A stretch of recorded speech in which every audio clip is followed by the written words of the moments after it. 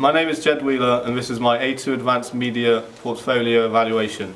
For my portfolio this year I decided to create a regional magazine, front cover, contents page and double page spread, as well as a billboard and a website for the ancillary tasks. I chose this brief because after not doing it as well I was hoped to do it on the music magazine brief last year, I felt doing this print again this year would be a good way to improve my photography, Photoshop and InDesign skills. I also like the idea of a new challenge of making a website, as I have had no previous experience of this and wanted to learn how it is done. I feel that overall my products use traditional forms and conventions of regional magazines, as most of the things that I've included stick with the genre codes and conventions I observed during my planning and research. However, I feel I do challenge some. Before I made my main and ancillary tasks, I had to research existing products that related to my magazine. Such examples included Cornwall Today, Northwest Travel and Dorset magazines. I looked at what conventions carried across the front covers, content pages and double page spreads of these magazines, and also looked for similarities in their websites and on promotional billboards advertising them where possible. The reason why this research is so important is that, as Bentley said in 1997, the creative process is the rearranging of the old to make the new. If this was not the creative process, work may not follow the genre conventions and the audience would not recognise that the genre would represent them. My primary and secondary research in existing products and their audience demographic led me to conclude that my primary target audience for a traditional regional magazine would be female and male locals and tourists in social grades A to C1, aged between 28 to 60 years, as this was the group who would have the most interest in the stories covered in most regional magazines, as they would be looking for local activities and ideas. The NRS lifestyle categories of my audience could be traditionalists, explorers and esteem seekers, as different ages and personality types would be in my demographic. Most of my audience would either be parents or grandparents. This meant that I should have aimed at a younger target audience, which would have challenged the conventions of a lifestyle magazine, but decided against this as I pitched a youth market last year for my music magazine and wanted to learn this year how to represent a slightly different audience. To make sure I successfully represented this group, I researched existing products, codes and conventions, and did a lot of primary audience researching using SurveyMonkey that influenced the majority of my creative decisions. My primary research confirmed that my primary audience would be both genders, aged 25 to 65 years, but I also found out that some younger readers, aged 18 to 21, might be in the secondary target audience. I also learned that the majority of my audience would be heterosexuals, but that some people of different sexualities would be in my secondary target audience. In addition, I learned that my primary audience would be Caucasian. This did not really surprise me, as is the main ethnic group in Cornwall, so it stands to reason most people who would want a Cornish magazine are in this group. Once I knew my demographic, I did in further questions that would help me make creative choices and decide on design concepts for a magazine. For example, a large number of people that had answered it had said that they would prefer colours such as green and blue to connote it was a coastal regional magazine, along with black and white to connote it was a Cornish regional magazine, as these colours are on the Cornish flag. So to attract my audience and follow conventions, as I saw colour palettes like this on other regional magazines, I have used mostly these colours on all my products and both my ancillary tasks. I also introduced some pastel colour shades, as this was another convention I saw on a lot of existing regional magazines. Overall, I am happy with my colour scheme as it follows conventions and looks professional. I think each colour complements the others and works well for my audience. For example, by using a green colour for one of the colours in my primary colour palette, I have represented people with an interest in nature, as this colour is often associated with nature and plants. While by using black and white, I think I have implemented some Cornish regional identity into my colour scheme by using black and white as my secondary and tertiary colours, and the Cornish flag colours are black and white. The use of black and white can also reflect Osgoby's Trouble and Fun 1998 theory, as the two colours can represent my target audience, the black connoting the reformers, who are typically more serious, and white representing the explorer, who are more fun and light-hearted. My front cover's image being of a beach and landscape influenced a lot of these shades. As I used in my colour palette, I was able to colour match aspects of this image to follow professional conventions. I think doing this helped ensure my magazine used more formal looks, as the colours aren't too vibrant but aren't seen as being dull either. My colours are shown throughout my entire magazine and stand out enough to attract my target audience without being too vibrant that would be seen as too informal by my primary demographic. I was able to choose my content that I showed off through the images and text used on my cover, content and double website and mag billboard, based on the feedback I got from my audience. The majority of people said they would prefer to read about outdoor activities and events in regional lifestyle magazines, so I've used related content to attract the audience. This also follows the conventions of the existing regional magazine. As I looked at, they were all dominated by stunning imagery of scenery and nature that was accompanied by articles about local activities and sites of natural beauty.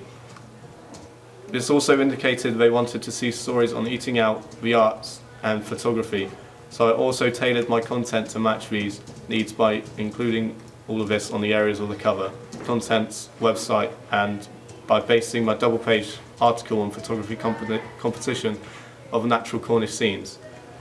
Again, this follows conventions as I have seen similar ideas carried across a number of regional magazines I came across in my secondary research. My audience feedback and secondary research into existing magazines also influenced my writing style and lecture choices. Both my audience and magazines I researched showed me I needed to use relatively formal writing style in conjunction with traditional fonts to appeal to my older, more educated readers. In my primary research, there was some split opinion on what style of font I should use, as some people had chose either sans serif or serif fonts, while others had chosen a more Celtic style font that would perhaps been harder to read for main bodies of text. After looking at other magazines, I decided serif fonts would be the obvious choice, given the large popularity of it in lifestyle magazines and the connotation as a more formal font which would be more appealing to my target audience. Once I had the idea of font styles, the first thing I had produced was my masthead. I decided to get this right first, as it is one of the most important things on the magazine, as it would normally be the first thing that customers will notice, so it needs to stand out and be easy to read. I developed 3 possible names for my magazine, but did not choose my one straight away, as I wanted my target audience to input their ideas to ensure I made the best choice for representing my audience. The 3 possible names I asked my audience to choose from included Cornwall Beauty, Cornwall Beaches and Cornwall Soul. As all 3 of these follow conventions of many regional magazines by including a regional place name, the name my audience and I decided on was Cornwall Soul. This follows conventions of people who live in Cornwall. I think the word soul works well as it's a very calming word that connotes my magazine as the soul or essence of the country, which provokes a feeling of regional pride in the area that makes them more likely to pick my magazine. The font I chose for my masthead can be viewed as a formal, as it is in an italic serif font, which gives a formal look to it, but it also has a modern Celtic feel to it, which also represents those in my audience who initially asked this for my style of font. My masthead appears the same across my products to make my magazine recognisable and to associate it with this branding. Once I had done my masthead, I worked on my teasers and developed some of these into full articles for my website and double-page spread. On my double-page spread, I decided to get more creative with my text and make it part of the artwork, as this was a convention I'd seen in digital magazines and some regional magazines that I thought would have worked for my audience. I used Illustrator to make my typography out of a close-up image I had taken. I really like the final result as it makes my title look fresh and unique while following both image and text conventions my audience wanted to see.